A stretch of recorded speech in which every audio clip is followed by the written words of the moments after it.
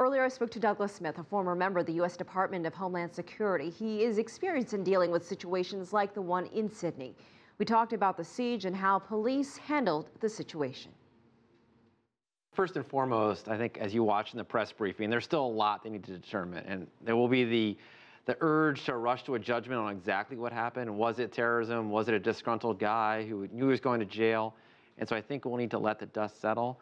But I think it does speak to, in an organized society, how something like this can be so fearful, that someone can walk into a coffee shop and so quickly, for 18 hours, the country of Australia, if not the rest of the world, was held captive by this one lone gunman.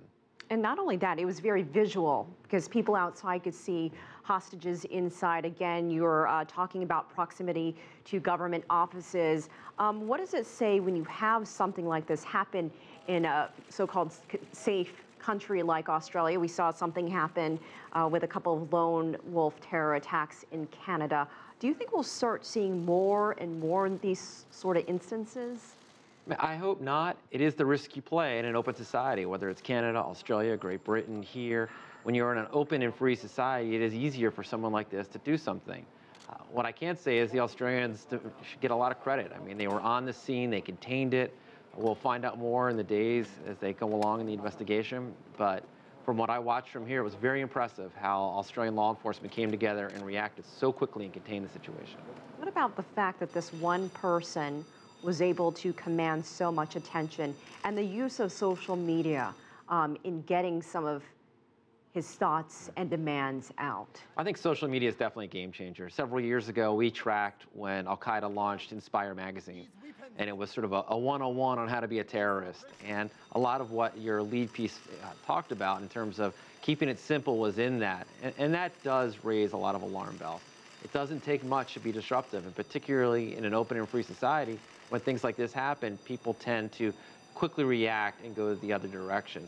You know, I think there's only so much you can do. I think law enforcement can fight back in many ways. Just as the way the terrorists use social media, we're able to use it as well to both track what they're doing, alert people, and be that much more active and engaged. So do you think that could be a tool in helping sort of tip authorities off to people like this guy? I mean, obviously, there are reports that he was known to authorities. He's been kind of active to them, you know, in recent months, recent years. But at the same time, when you see something like this happen, it's not like there's a lot of intelligence out there about a person. Right. I mean, in this particular case, as I said, they're still doing the investigation, and we will find out whether he merely was in a bad situation and used this as a great excuse to make a point, or whether there was something a little deeper and more sinister there.